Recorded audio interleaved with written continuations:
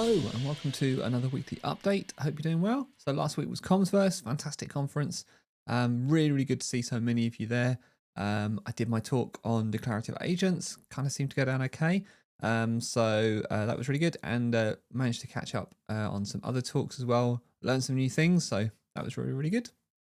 This week, there's lots of MCP stuff going on.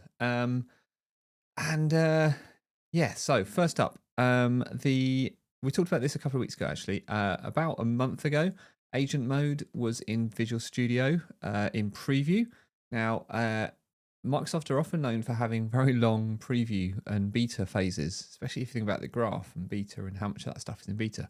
This one, less than a month. So agent mode in Visual Studio has now gone GA. So from us talking about it, yeah, like I say, I think it was in May time, so about a month ago, talking about agent mode in Visual Studio. So there's a couple of things we didn't talk about that are sort of noticeable now that it's gone to GA. And the big one is around being able to integrate it with additional tools from MCP servers. So you can specify different MCP servers. So you've got both agent mode and ask mode now, so you can flip between them.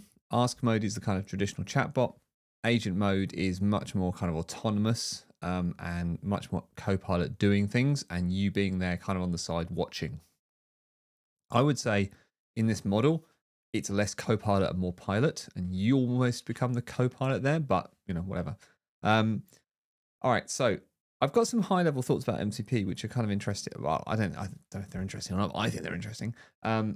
MCP is interesting because it allows you, on one hand, it's good because it allows you to personalize and configure essentially your experience with generative AI.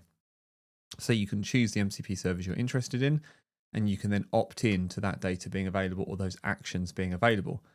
And I think that's a good thing. There's a bit of me that feels like we're moving back into a world of like apps where you have to, instead of apps, we now have MCP servers, and you have to sort of curate and manage and look after your collection of MCP servers and be aware of which ones are new and when to swap them out and when to retire them and stuff like that. And when to, what's on your MCP list. And I'm not sure that's the way forward, really. But we'll wait and see. I'm not quite sure what the answer to that is. But for now, in this moment, for this period, which will probably only last 6 to 12 months, I think MCP servers are the hotness.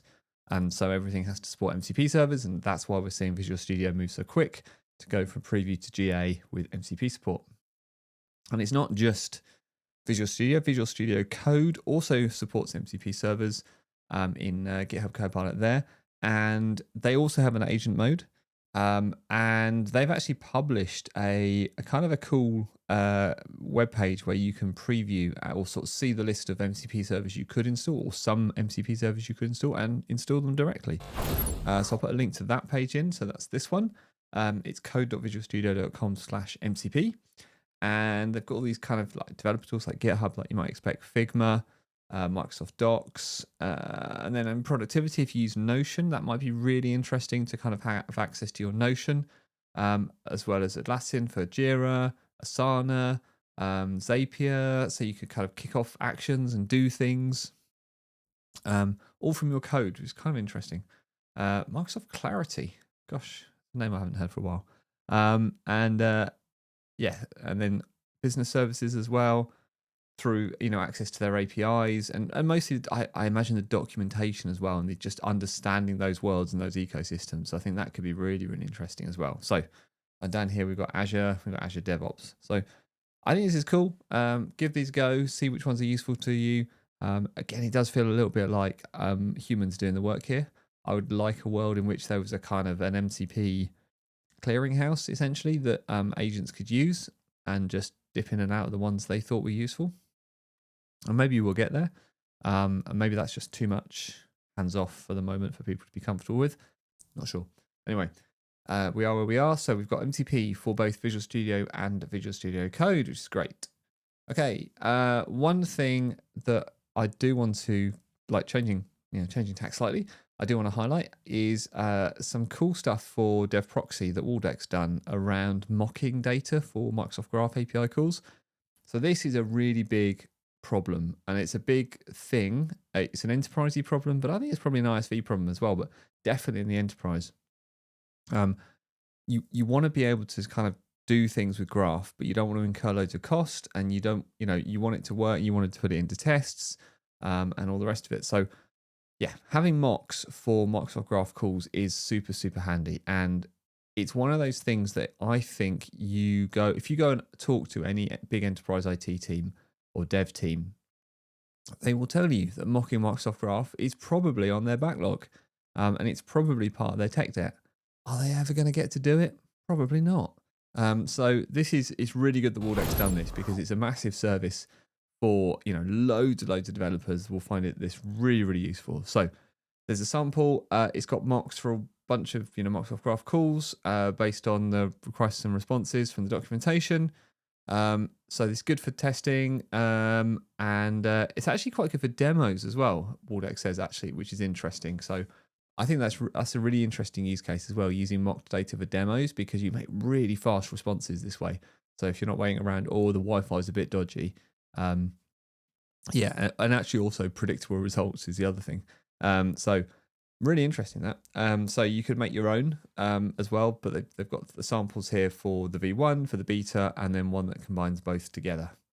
So if you've got this on your tech debt list, go have a look at what Waldeck's done, because you might find actually it massively kind of bootstraps you and means that you could get going on this really much faster than you thought you were going to. So that's really interesting.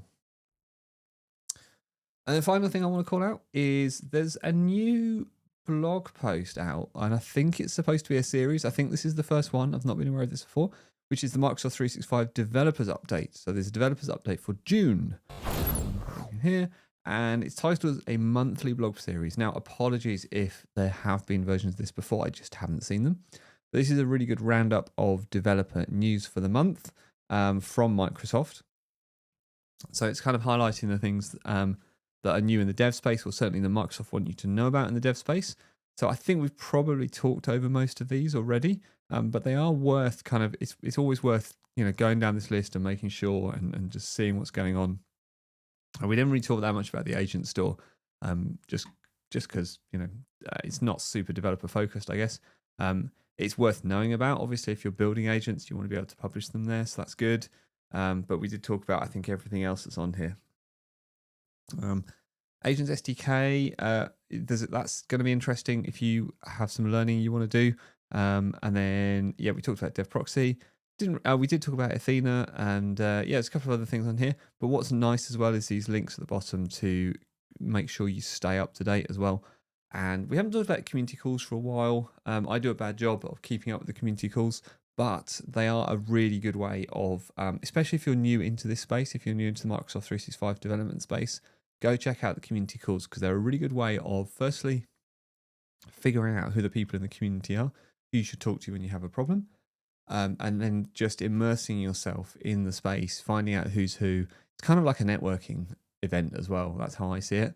So not only are you going to learn some stuff and pick up some good information, some news, because they tend to follow a sort of news from Microsoft, maybe a Microsoft speaker showcasing something, and then somebody from the community showcasing something. So there's definitely, you'll learn something.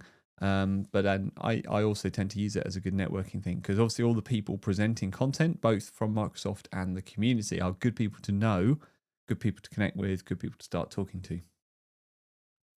Okay, I think that's everything from me.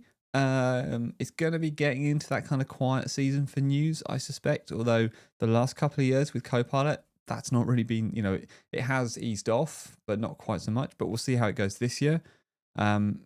Because, there's been lots going on. So enough from me. Whatever it is you're doing this week, have a fantastic week, and I will speak to you again next time.